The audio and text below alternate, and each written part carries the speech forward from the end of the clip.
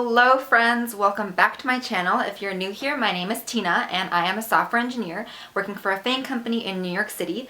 I like to make all sorts of fun content such as lifestyle, tech, and honestly whatever I feel like. So if you like the video that you see here today, be sure to like this video and subscribe. So in this video, I kind of want to go over all my favorite healthy work from home tips that I have and the notes that I've kind of accumulated over the last year of just working from home from this pandemic. Even after the pandemic, if that ever happens, we'll still maybe be working from home from half the time, maybe like a couple of days of the week, or maybe all days of the week, depending on your situation, on your company, how you work. All these tips may still be helpful for you in the years to come with working from home. Before I go into the video, I want to kind of give you guys a background of how I started working from home and what it's been like for me. So I actually work for a FAANG company here in New York City, and I worked from home since about March 2020. So I've been working home for definitely over a year. Obviously everything was so new, I wasn't used to everything, so I would just work from home at the dining room table.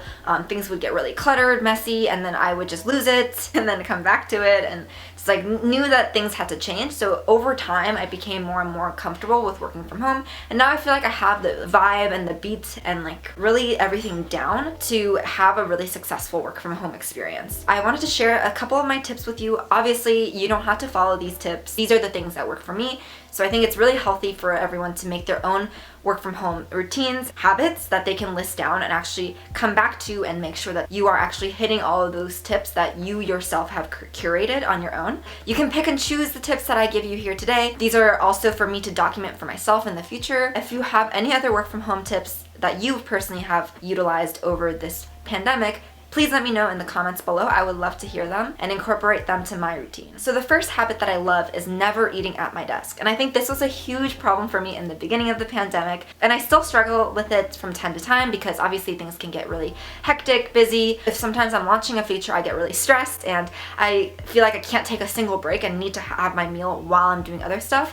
But I feel like this is a very toxic mindset, and also it causes me to be even more stressed. It also blurs the line between work and life, especially because we're working from home. We're working a couple steps away from our beds, from our living room, our TV station, our relax areas. So it's really important for us to make sure that we have a dedicated time of break where we know that we can be away from our desks, kind of tune out and just relax for at least even 20 minutes for lunch. And I have actually talked to my partner a lot about this. He's really into psychology, and he's the one that actually told me that from an article that he once read that humans are the most happy when we eat. That's why we need to make sure that we savor the time that we eat. So it's really, really good habit to have to make sure you step away from any meals that you have, including breakfast, especially lunch, and of course dinner. So the second habit that I have incorporated is setting an alarm for a hard cut ending to my day. So I have a really hard problem just kind of stepping away from my desk at the end of the day because, of course, again, you are working from your home. So it's not like if you work from an office, you know that you have to catch a certain train or like some sort of transportation to get back home, and you want a time for that. When you're working from home, it's obviously a much harder because you can just go 2 steps to change into your pajamas, or maybe you're already in your pajamas, and then have that transition from work to life. It's very, very easy to do that, and maybe that's why it's really hard for me and a lot of us maybe to step away from our desk at the end of the day. I have found myself when I don't have this alarm that I set for myself, or at least a reminder that I set for myself, I feel like I can be working from until 7 p.m. or sometimes even 9 p.m. And I feel like the thing that I struggle with the most with this is that I think there's a psychological term for this. I believe it's called bedtime revenge. I'll put the actual name here. I actually learned this from Cather Out. She is one of my favorite creators here on this platform. Bedtime revenge is actually when we feel like we need to stay up really, really late at night, even though we are exhausted from the day, because we feel like we haven't had dedicated time to ourselves during the day because we were working so hard. So because of that, we want to use up the little amount of time that we have really late at night and even stay up late just to get the little time that we have for ourselves. So even if that's just like watching TV late in your bed and like watching Netflix like I do, I had to delete that off my phone. One of the biggest way I overcame this revenge is really setting that alarm and making sure I step away from that desk once I am done with work at 5:30 or 5 p.m. and then doing the things that I actually wanted to do that day. And it's also about creating a list of what the things that I want to accomplish outside of work, either the night before or in the morning. And so that might include watching a really good documentary that I love, or filming, or maybe writing down YouTube ideas, learning French, talking with friends, it could be a whole sort of things. It doesn't have to be anything related to productivity or work, and I really discourage you from having it be related to work because I have time to myself for at least a good chunk of the day. I don't feel like I need to stay up to do all the things that I wanted to do. So the third habit that I've incorporated is stretching or taking a nap or taking a walk. We're working from home and people are more comfortable, so maybe like we don't need naps,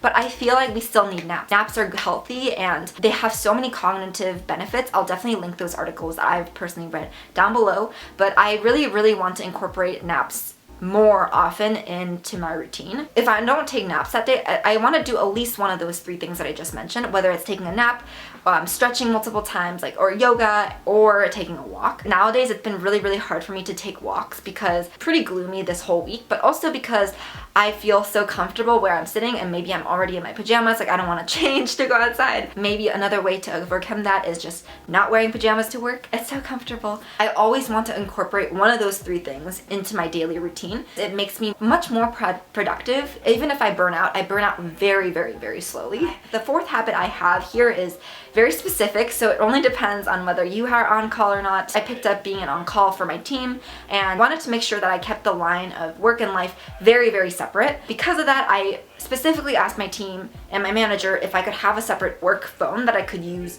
for my on-call, so I don't have to, be checking my chats or my emails during the weekend on my personal phone, because I know that if it's there, I will check. I have a work phone that I use for my emails, for any work-related stuff. On-call, I only use that phone. So that's been really nice, and I encourage you to definitely reach out to your manager if you're on-call and make sure that there is that option to get that on-call work phone, because it is very beneficial for you and your mental health, in my personal opinion.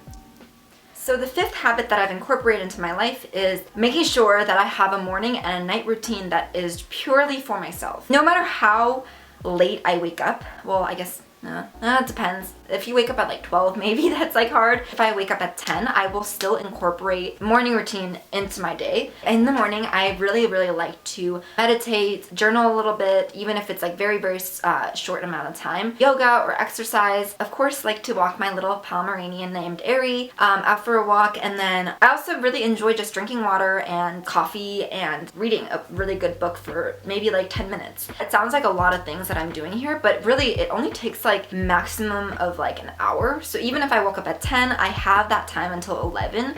Of course, it depends on if your workplace is a flexible workplace, but a lot of times in tech, as long as you get your work done, you don't have to be super stressed about when you begin your work to when you end your work. So you can really select those hours for yourself. For me, I think because of that flexibility, I'm able to always incorporate my morning routine no matter how late I wake up. Once I end my workday with that alarm that I talked about in the second point, making sure that I have a night routine. And I begin my night routine around 8 p.m. The things that I do for my night routine is still not very structured as my morning routine. I really value my morning routines a lot more than my night routine. I'm definitely a morning person. But even then, I get those night routines and my morning routines really purely to myself, and that is 2 hours of my day that is really just for myself. And I'm thinking to actually make a nighttime or morning time routine soon in the future. So if you would like to see that, don't forget to like this video right now. So the 6th habit is incorporating social meeting at least once a week with your teammates, with coworkers, with people from your org, even if they're your friends, like just incorporating that into your working from home schedule. So that is 9 to 5 or depending on when you work. It's nice to have something to look forward to during the work week or during the work day. What I like to do is setting up a one-on-one with my mentor or / friend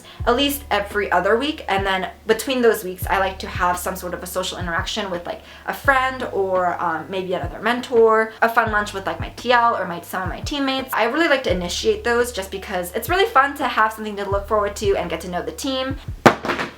The 7th habit that I've incorporated is asking questions if you've been working on it for more than 2 hours. I've always had a hard time asking and reaching out for questions. I get to learn a lot more once I figure it out myself, and if I can't figure it out for myself, I can at least dig through it and come with like some sort of a stack trace of what I've done to the people that I'm coming to help with. Just recently, I feel like I was waiting for hours and hours just being stuck on this one bug. If I talked to my TL, I could just solve it in like 2 minutes. You get to learn from people who have much more experience and have learned from these bugs prior, so why not learn from those people? So the 8th habit I've incorporated is the pomodoro technique. So the pomodoro technique is basically where you work for 25-minute periods of time and then take 5-minute breaks in between. I really like doing this just because it forces me to take more breaks and it clears out the cache in my brain. I don't know if that makes sense. I can come back to my computer with kind of a more fresh mindset. I know that 5 minutes can do a lot, I'm telling you right now. I bought a little timer that I have for myself at my desk. It's like this little cube that's really easy to set timers, so I don't have to keep going to Google timer and like